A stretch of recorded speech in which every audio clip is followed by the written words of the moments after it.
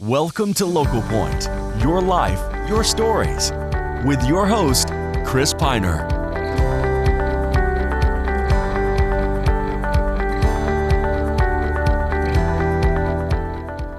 Welcome to Local Point. I'm your host, Chris Piner. Let's welcome Mike Wilkins, the Uintah County Clerk Auditor here into the VTV studio. He's going to discuss with us the process on this year's primary election. So welcome back, Mike. Thank you. It's good to be back. The primary election, what we really need to explain, is a party election. It's not, you don't get to go in and vote for whoever you want. You've got to choose what party you want to vote. The ballots have been mailed, so if you haven't received a ballot, please give us a call. The primary election this year is there will be a Republican candidates and a Republican ballot and a Democratic ballot. And with that, they will need to decide how they want to vote. Everyone that received a Democratic ballot was either affiliated with another party, which the Democratic Party, they want everybody to vote their ballot, and also it has the nonpartisan races on it that apply to their individual precinct, which is your nonpartisan races are your school board races, local school board races that are going on. Right. So if you received your ballot and it's the wrong, you got a Democratic ballot and you say, no, I want to vote Republican, then you need to get a hold of our office. We'll check you out and see what party you're affiliated with. Is it that simple to affiliate with a party? Just call your office and say, this is the one I want. It is. Had they already done that before, they cannot change party at this point in the election. You got to change party 30 days before the election. Right. But if you're unaffiliated, you may still affiliate with the party, with the Republican Party, and vote their ballot. It's the Republican Party statewide, the state Republican Party that is closed. That requires that affiliation. That requires that affiliation. They only want the registered Republicans voting their ballots. So if you got a Democratic ballot, the good chance is you was unaffiliated, and we sent out notice, requests saying, hey, let us know what you are, and we will affiliate you with the party of your choice. So that has already been done. Ballots are mailed. We're already receiving them back, and we're hoping with this, because elections are all by mail this year, and we're hoping with that process that we get a higher voter turnout. I mean, everybody gets their time to look at it. They study the ballot and vote how they want to vote, and drop her in the mail and mail it back to us. Very simple process. Now, is there a deadline that needs to? There must be. When is that? Yes, there is a deadline. That ballot has to be postmarked the day before the election. So June 27th, it must receive a postmark that date, or you can hand deliver it. We've had a lot of them hand delivered so far, and things are going well. It's coming out good that way as far as they're bringing them in. There's nonpartisan races, which I mentioned, school board races, and then the Republican races that are going on countywide, and the Democratic Party race is a statewide party race going on there. I imagine since the ballots are out, you've been getting a lot of questions already. We have been receiving a lot of questions, people calling and saying, how come I received this ballot, or how come I received that ballot? I don't want a different one. So at that point we look them up and determine, you're unaffiliated, therefore that's the ballot you got. Come in and we will help you with that. That's great. And also the distinction that this is the primary, not the general election. That comes later. Correct. In a general election, you can vote however you want. You do not have to vote by party. You can go through and vote individually, whatever, for John Doe, Jane Doe, whoever it is you want to vote, be in that particular office. But a primary election is a party election, now saying, who do we want to go against the other party's candidate in the November election?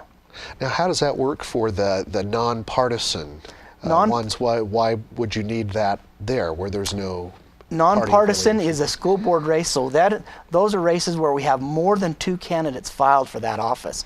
So in a nonpartisan race, if you have more than 2 people file, then this race will narrow it down to 2 people, and then those candidates go on to the November ballot. And they can focus then on that campaign. Correct. Mike, you always have the answers to my questions. I hope that our viewers are satisfied with that too. I want to talk to you a little bit more about the elections. When we come back, we'll talk more about how you can take part in this election. Stay tuned.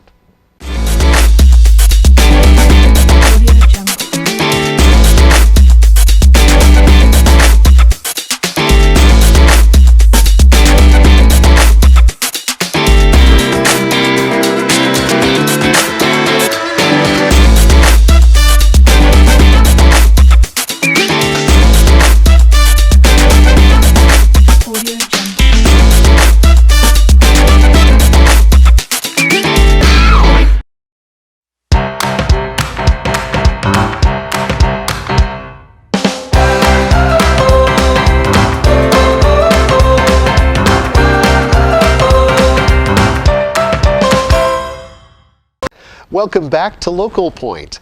I'm joined in the studio with Mike Wilkins. We've been talking just before the break a little bit about the primary election, which is done through a mail-in ballot this time. Now, we had talked before a little bit about registering to vote. What is the deadline for? Okay, the deadline to register to vote for this primary election is June 21st. But at this point, they have to either come into our office or go to vote.utah.gov and do it online. But in order to do it online, your driver's license and address must match where you're actually living at. And we will be doing one more mail out of the ballots, which is going to happen here about another week. So if you haven't registered, you can still register. It's not too late, all the way up to the 21st. And also, if you want to come in and register and vote right then, you can come in and register. We have a touchscreen machine going. You can vote right there at that point to vote your ballot. To vote your ballot there. Now, if a person wanted to vote at a regular polling location, is that possible as well? The normal voting locations we've had throughout the valley and throughout the county in the past will not be there because we've mailed everybody a ballot. There's no need for them to do that. But law requires us to have a poll location on election day. So there will be one open in the county office, County North Conference Room in the county building.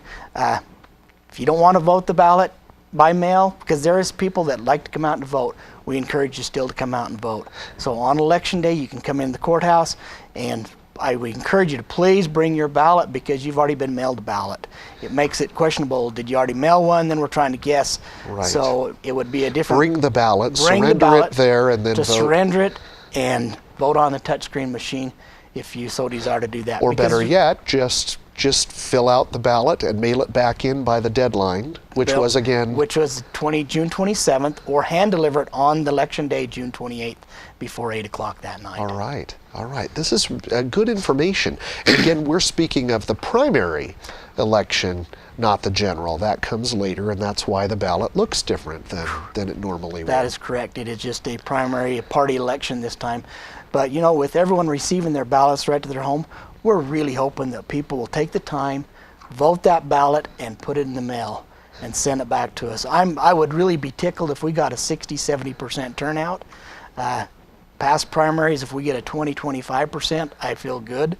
But I'd love to see that number double. So if you've got your ballot, please vote it and send it back to us. So this may be a great experiment to see if people prefer it this way or they'll be more engaged, more involved. So will the general election be the same way? General election will be the same way. Also through mail-in? Through by mail voting that way. This year there is 20 of the 29 counties that are all by mail election. And I think that's kind of the move mechanism they're going to right now, because the touch screens are, let's say they're getting close to the end of their life. Right. It's like, where do you go invest money now? Do you invest a whole, millions of dollars in another touchscreen system, or do you go by mail? And nationwide, it's leaning toward by mail voting. By mail. Mm-hmm. But now the mail requires a hand count then of everything. Well, it's not necessarily hand count as much as it is a optical scan reader. Oh, so I see. we read them through the machine and it counts them that's fast. Quite rapidly. And that's part of, if they continue on with this paper ballot, right, or optical scan ballot as they're referred to, there will be high-speed counters that we will purchase along with the rest of the state. That answered my question on that. Now, if our viewers or other members of the community hearing about this or the election want more information on the election, how can they find that? The state has come out with a very excellent website. It's called vote.utah.gov. You can go in there and enter your name or your address where you live. It'll pull you up and it'll show you your ballot you get to vote based on what precinct you're in, what party affiliation you're in. You can register to vote right there. It'll even pull up and tell you who all your current elected officials are. It's very, very informative. Great. Does it have information about the candidates themselves? It does. You can actually go in when you pull that ballot up and you'll see John Doe's name. You click on it and it'll have whatever that candidate posted to that website that tells you everything about them. Mike, thank you for all of this information. And we thank you for watching Local Point. Stay tuned for this week's community calendar.